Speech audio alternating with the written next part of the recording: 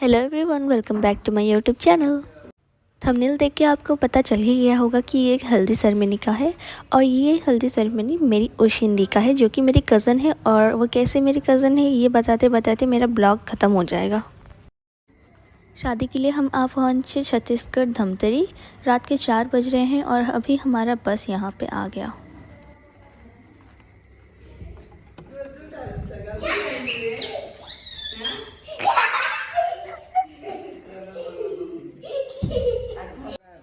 हम 4 बजे पहुंचने के बाद हमें और नींद नहीं आया और हम 8 बजे निकल पड़े ब्रेकफास्ट करने नीचे और सारे फैमिली मेम्बर्स से मिले। ये आज का मेरा हल्दी सेरेमनी का आउटफिट। सारा हल्दी का प्रिपरेशन चल रहा है और हम दोनों यहाँ पे बोर हो रहे हैं। दुल्हन आने में लेट हो रहा था तो यहाँ पे ढोल बजाना शुरू हो गया और सब नाचना स्टार्ट कर दिए।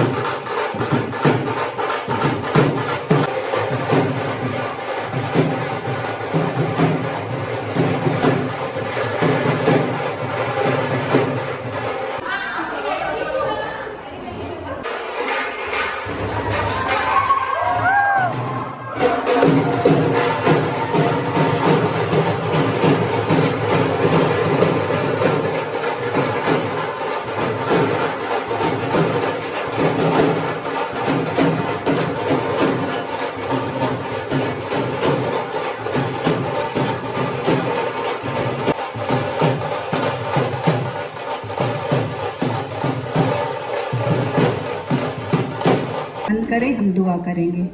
जीवित और सामर्थ्य परमेश्वर पिता, तुझे सृष्टि बनाने वाला हमारा पवित्र पवित्र पवित्र सेनाओं का यहोवा परमेश्वर पिता, जिसने हम मनुष्य को अपनी समानता में बनाया है, सेवा पूरी करके पाऊँ ना प्रभु ऐसा दो वरदान।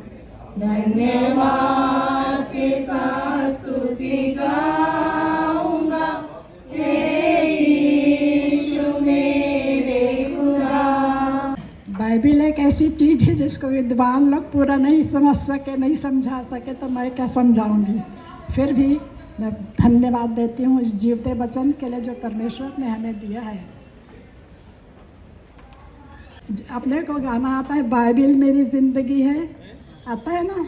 चलिए एक बार गाएंगे, ये बाइबिल मेरी जिंदगी है, ये बाइबिल खुदा का कलाम, खुदा ने जहाँ को दिया है, बड़ा देश की मातना।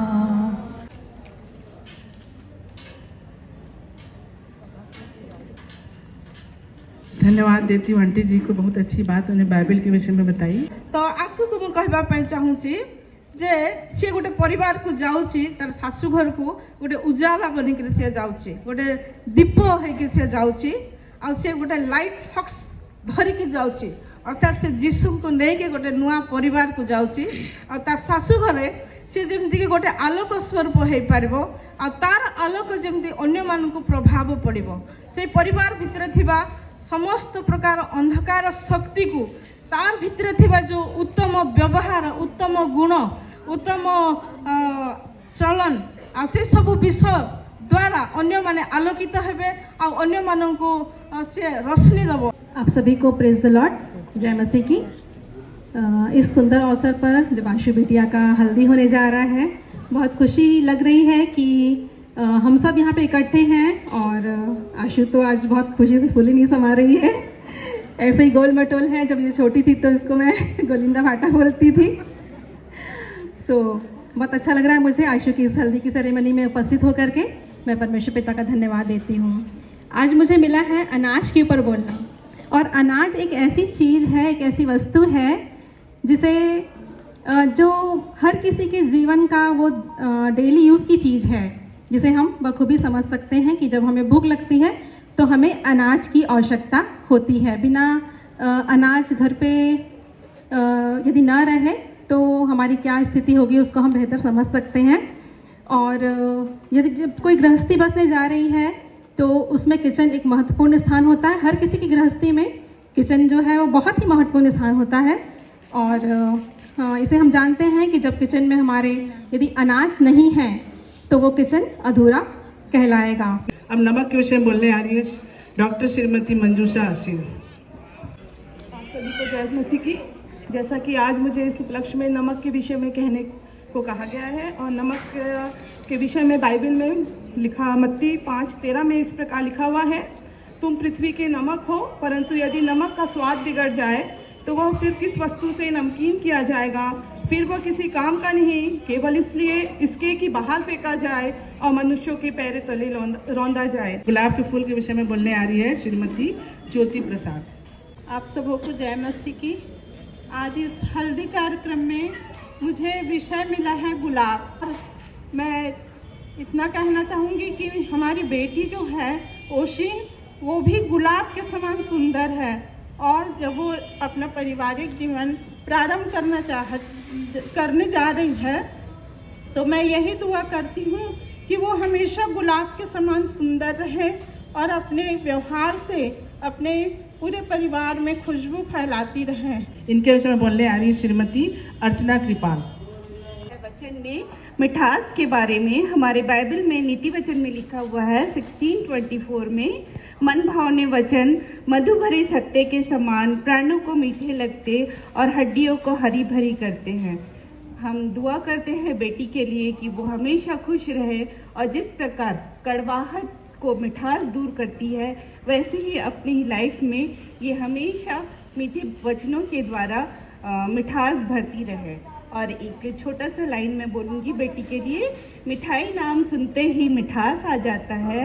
जैसे हमारी ओशिन बेटी ने हमारे आंगन में खुशियाँ बिखेर दी, वैसे ही ओशिन बेटी आप जहाँ भी रहो हमेशा हंसती मुस्कुराती और मधुरता फैलाती रहो। ईश्वर आपको सदैव खुश रखे। आप सबों को बताना चाहती हूँ कि यहाँ में हम में से बैठे हुए जितने लोग हैं, हमें से हर एक के घरों में ये सुई और धागा होगा। और ये सुई और धागा इतनी ज़रूरी चीज़ है कि मेरे ख्याल से गरीब से गरीब घर हो और अमीर से अमीर घर हो, हर घर में ये होता है। और बहुत से लोग इसको अपने साथ ट्रैवल में और कहीं भी जाते हैं तो वो लेके चलते हैं। तो इसकी उपयोगिता ये है कि जैसे सुई और धागे का इस्तेमाल दो कपड़ों को जोड़ने में किया जाता है, यहाँ कल आशु के जीवन में एक नया दिन प्रारंभ होगा। आशु और एलन एक नए बंधन में बंधने जा रहे हैं। इसके विषय में बोलने आएंगे श्रीमती विभा बघेल।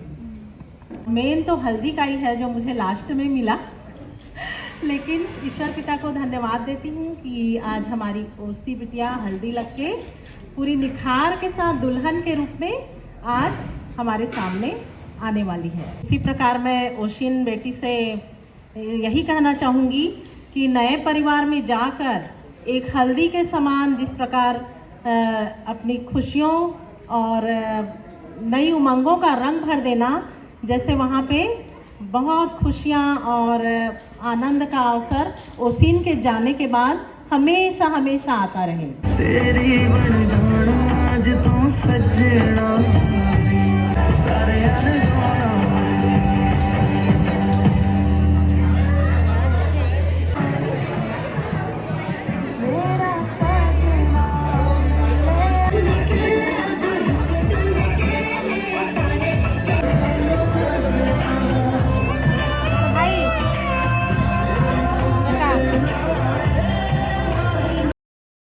ओशिन दी से मैं करीब 16 इयर्स बाद मिल रही थी। बहुत खुश थे हम दोनों। इन सालों में डिस्टेंस तो था, लेकिन सोशल मीडियम के माध्यम से हम दोनों बहुत कनेक्टेड थे।